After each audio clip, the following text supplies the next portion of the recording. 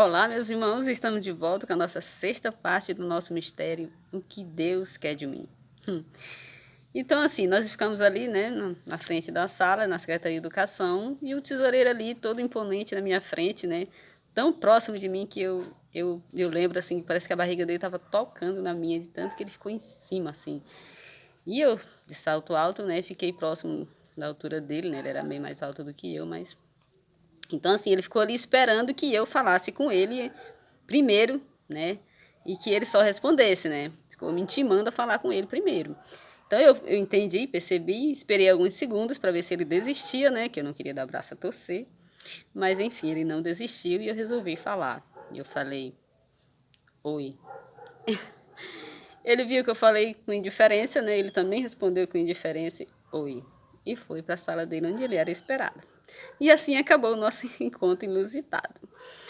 Bom, gente, nós vamos abrir um parênteses aqui, né? Para responder uma pergunta de muitos que devem estar perguntando. E o prefeito? O que aconteceu com o prefeito?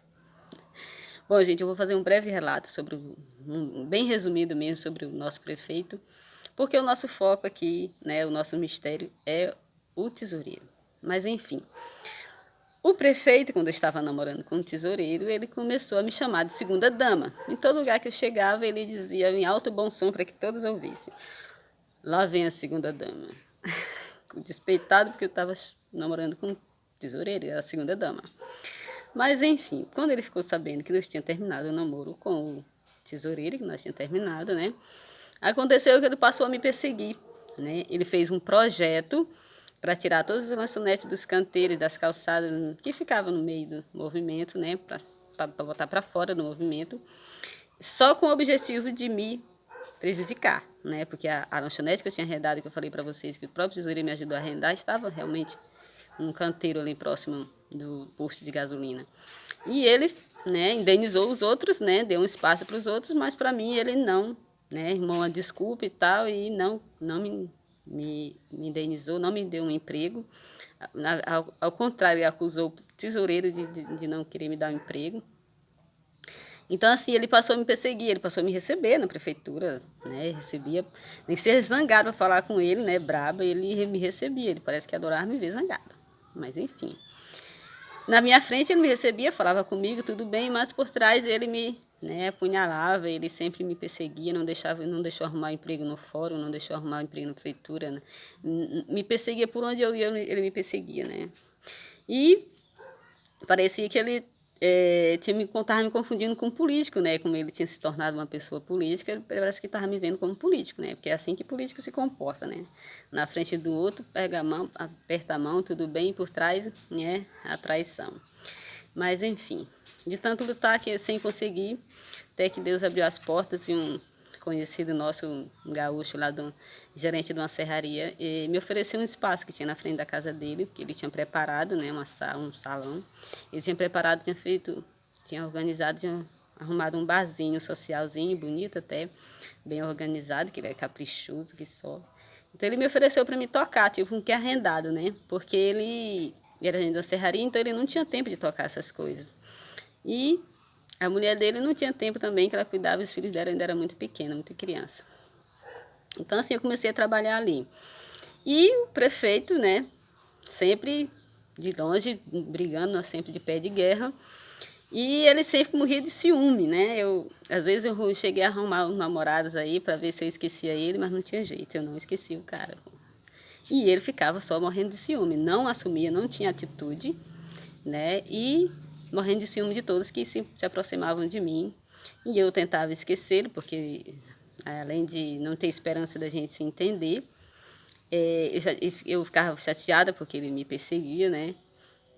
Então eu namorava com outros para ver se eu esquecia, mas não tinha jeito, né, gente? Eu acabava sonhando, chorando, pensando em nós dois ficar velhinhos, sozinhos, balançar, né, a cadeira de balanço dele na varanda quando estivéssemos velhinhos. Era assim meus pensamentos. Mas assim, eu chorava apaixonada, ouvindo Rimego Solimões.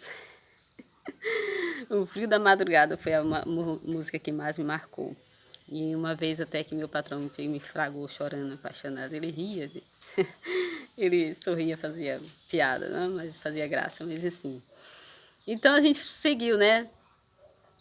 Entre altas e baixas, sempre em desencontros, até que um dia a gente conseguiu se entender, a gente passou uma noite maravilhosa na casa dele, foi muito bom, não vou entrar em detalhes aqui, porque é só um resumo que eu estou fazendo, mas assim, quando a gente parecia, né, depois de muito altos e baixos numa longa caminhada, quando parecia que a gente estava se entendendo, ele tinha baixado a guarda, eu também. Então, assim, um dia depois a gente ter uns encontros, né, mais amigável, mais amorosos.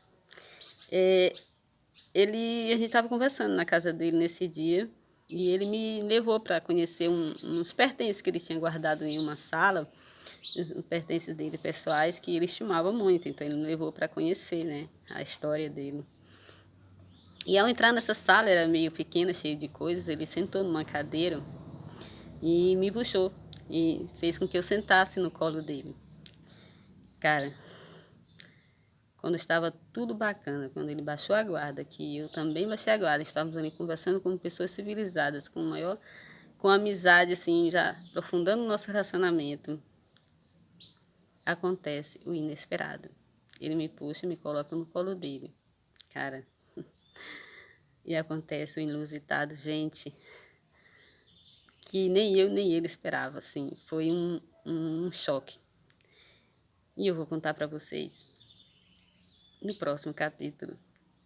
Até amanhã, se Deus quiser.